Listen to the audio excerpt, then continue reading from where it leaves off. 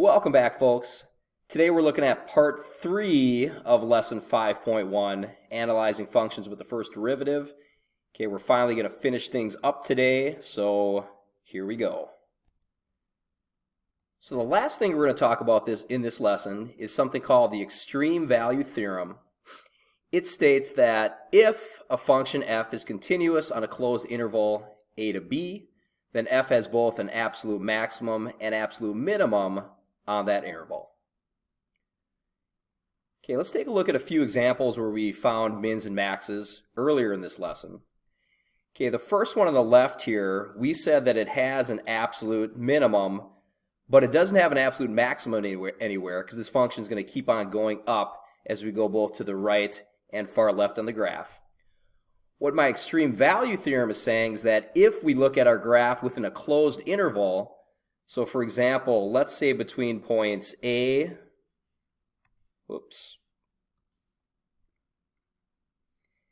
and B, so focusing only on this interval of the graph, we are going to have both an absolute minimum, which looks like it's going to occur here, one of the local mins of the kind of whole function, and then also an absolute maximum. Okay, so when we have a bounded interval like this, we will have both absolute mins and maxes as long as our function is continuous. Okay, our second example, we have an example of a function that's not continuous here.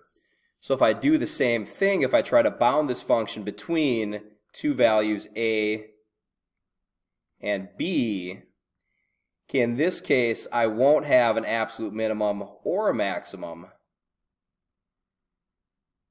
All right, because we have that discontinuity, it's going to go up and down forever around that asymptote.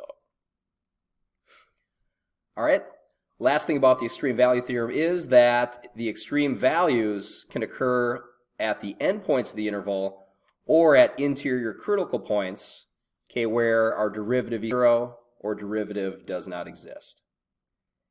Okay, so that gives us a real simple way to look for those mins and maxes.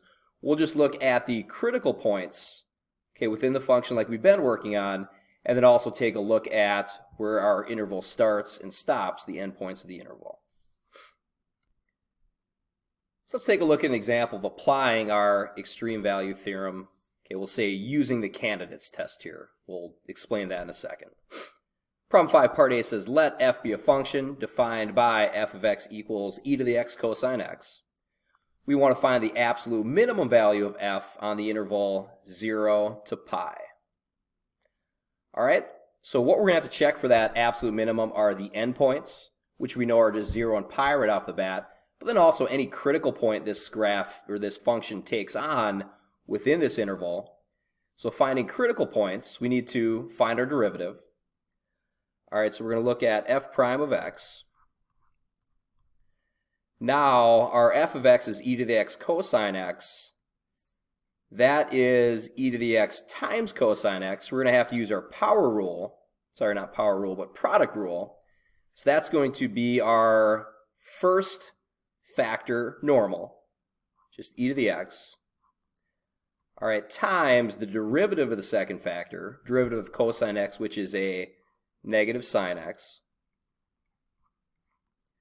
All right, plus normal second factor, the cosine x, times the derivative of the first factor, e to the x. Derivative of e to the x is just e to the x. All right, so there's my derivative using the product rule. And I can rewrite this. I can clean it up a little bit. Let's call it f prime of x equal to, both these terms have an e to the x in them, so let's factor that out. E to the x times, and then that would be, let's write it as cosine x minus sine x, because it maybe looks a little nicer that way. And we're going to see in just a second why it's nice to have this in this factored form when it comes time to finding zeros. All right, so find the derivative. And then from there, let's find the critical points on this interval here.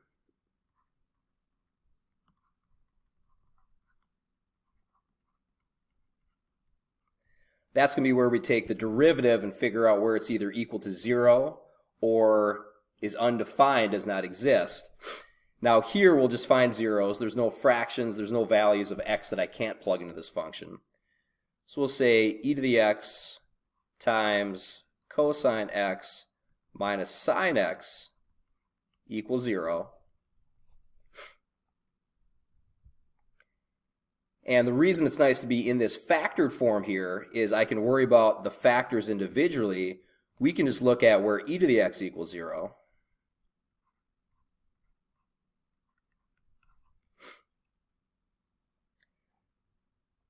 So here we want to think about what x values could we raise our base to get a 0 here. And I'm going to say there aren't any. Okay, so for this factor, we'll just go no critical points.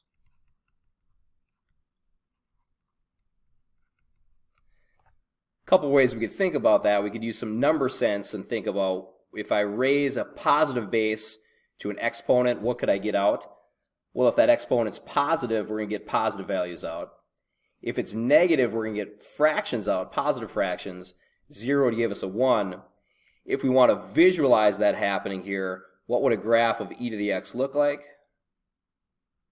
Well, that would have a point at 0, 1, because e to the 1 is, e to the 0 is just the 1. And then it would have exponential growth like this, where it's always positive, kind of decay on the left side where it goes towards the x-axis as an asymptote. Anyways, never going to actually hit that 0, cross it. Okay, that's why we don't get any critical points from that factor. All right, second factor then, we want to figure out where cosine x minus sine x equals 0.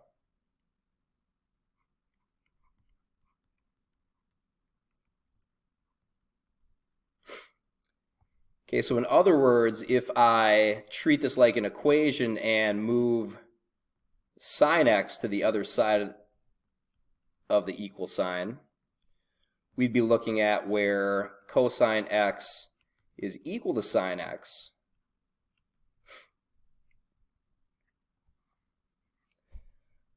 All right, so for solutions for this, there's a couple ways we could think about this.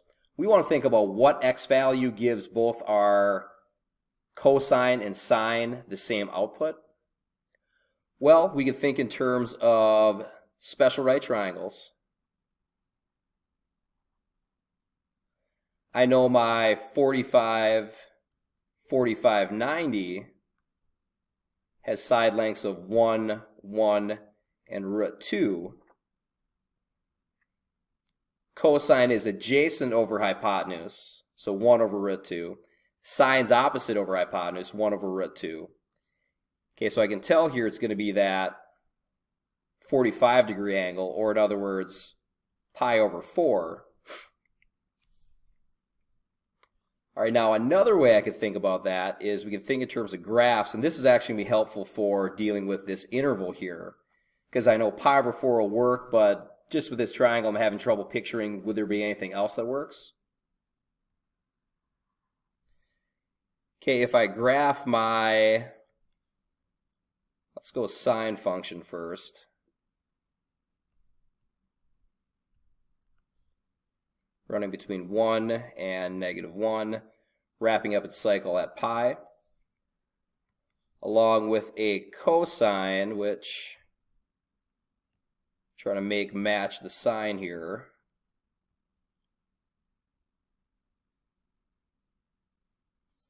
And whoa, doesn't wrap up at pi, wraps up at 2 pi, wake up.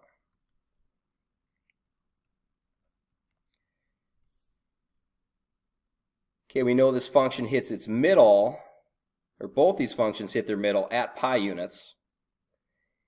Okay, so when we're looking at from 0 to pi, we're really looking at this front half of the graph.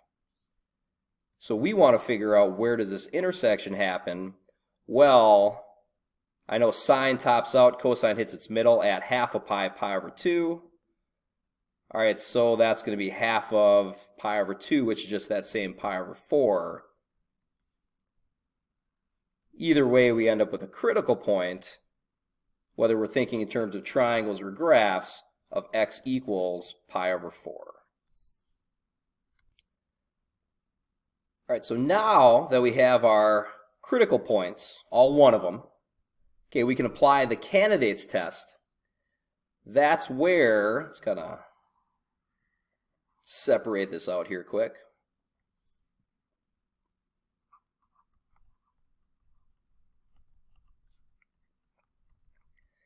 That's where we're going to look at the endpoints and the critical points to determine where we have our minimum. So we can make a quick table of x and f of x values. And we're going to look at f of x, our original function, at the endpoint 0.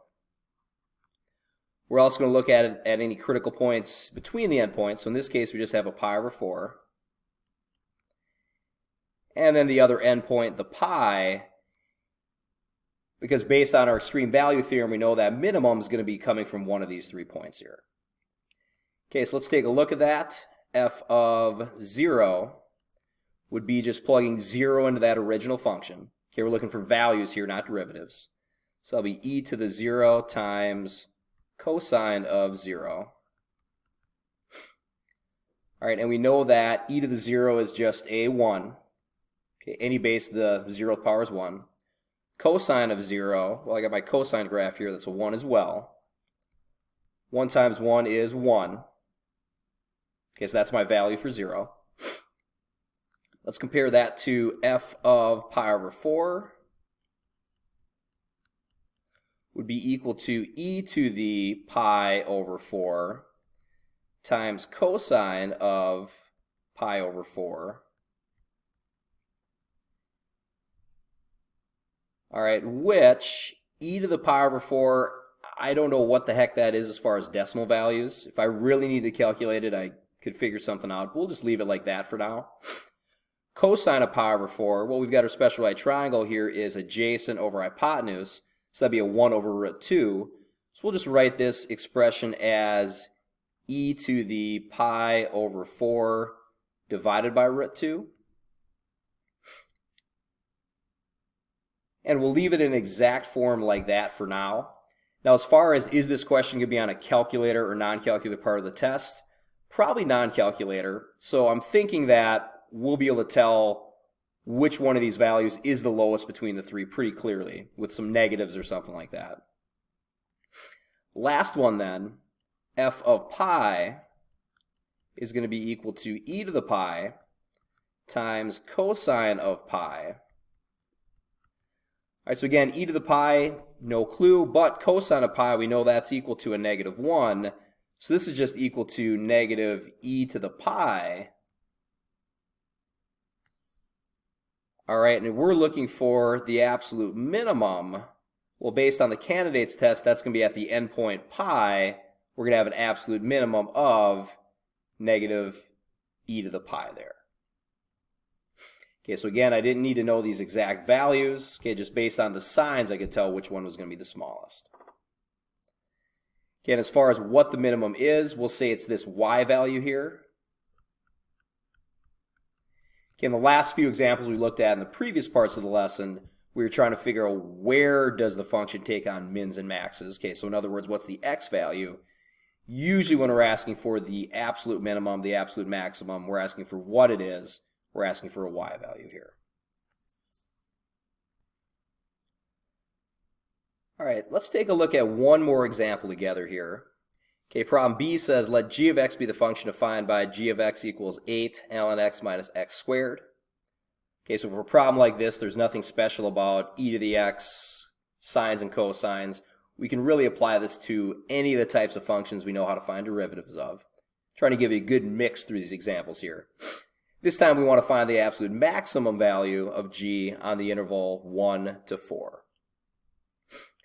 All right, so once again, start off by finding the critical points. We're going to look at our endpoints, which we know right off the bat. We also need the critical points. So for that, we'll find g prime of x. That's going to be equal to the derivative of natural log of x is just 1 over x. So multiply that by an 8, we'd have 8 over x. Minus derivative of x squared is just a 2x. All right, so pretty straightforward derivative for this one. Next up, we'll look at critical points.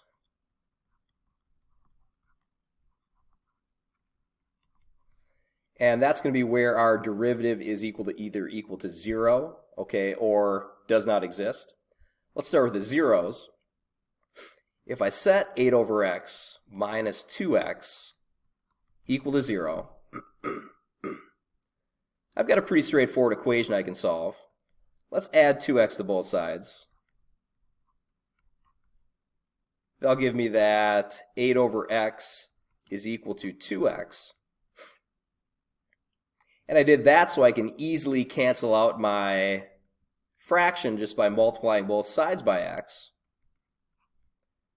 I'll cancel the x's on the right, giving me 8 is equal to 2x squared. And now I can just get the x by itself, divide both sides by 2. That'll give me a 4 is equal to x squared. And then take a square root to get the x alone. And we have x is equal to, took a square root, so we'll say plus or minus just the 2 here. All right, so those are our zeros. Now with this one, we're only looking on the interval from 1 to 4. So we're actually going to ignore the negative 2, the plus or minus. We'll just go with x equals 2.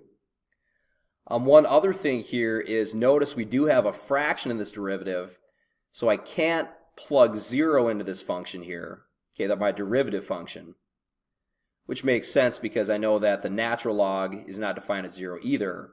Okay, well, we don't need to worry about that either because our interval is from 1 to 4, okay, so we can jump straight into our candidates test.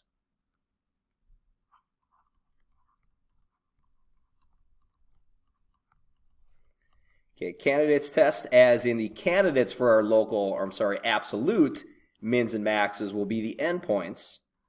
So we'll look at x equals 1, any critical points between them, which was just the 2, and the other endpoint 4, and we're going to look at those for our g of x function.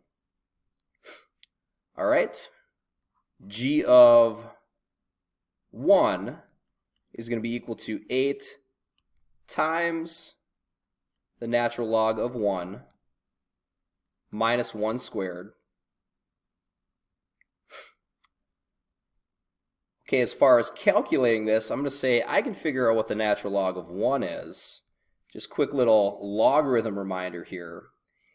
If we want to know what the natural log of 1 is equal to, it's some value. And it is the value that I have to raise my base to, which when we're talking natural log is at e. What power do I have to raise that base to get this 1 here? Well, that might be easier to think about in terms of exponential form. In other words, e to what power gives me a 1? Well, I'm going to say that's just a 0. So what I have here then is just a 8 times 0 minus 1 squared is 1. In other words, a negative 1. Okay, that's going to be my g of 1 in this case here. All right, let's compare that to our other values. G of 2 is going to be equal to 8 times the natural log of 2 minus 2 squared. And natural log of 2 is not going to be something I can calculate in my head here. We'll actually pull a calculator out to take a peek at it in a second. But let's just write that as 8 ln 2 for now minus a 4. And then we can do the same thing with g of 4. That's going to be 8 times the natural log of 4 minus 4 squared, which natural log of 4, once again, I can't do in my head. We'll just leave it as 8 ln 4 minus 4 squared is 16.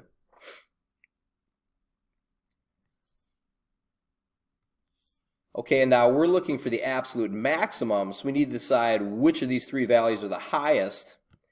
Okay, again, I typically expect to see one of these problems on the no calculator part of the exam. So I'm going to have to use some number sense to actually decide which one of these is the biggest here. Starting off with my last two, I know that minus 4 and minus 16 is going to have a lot bigger effect on this final result than the natural logs will. Okay, logarithmic growth is the slowest way we can grow. So my guess is between the two of these, for a maximum, the middle one would win. Now my only question then is that going to be bigger than a -1? In other words, will this be positive? Okay, I'd assume so, just because the natural log of 1 we saw was 0. Natural log of 2, what we're looking at, is e to what power gives me a 2. Okay, well I know that e to the 1 is going to give me a 2.7 approximately, so this would be something close to 1. Something close to 1 times 8 minus 4 should be positive. So if I had to guess without a calculator, I'd be going with this one here. And we can pull out our calculator to confirm that 8 natural log 2 minus 4 is indeed going to be something positive. And then again, as long as we have it out, 8 natural log 4 minus 16, my guess would be negative, more negative, -1. Yep. Okay, so that's how we could confirm, okay, that this is in fact our maximum here. Okay, our highest y value in that interval. All right, so that's it for lesson 5.1. That was our third part of it. I went through some fairly tedious problems today. Want to definitely show you how to deal with the harder, the uglier, the more difficult stuff. Give the homework a shot. I think you'll find it's a little more straightforward, a little more focused on the concepts as opposed to just kind of dealing with some of the nastiness. So yeah, give that a shot, get that wrapped up. And like always, make sure you're asking for help if you need it.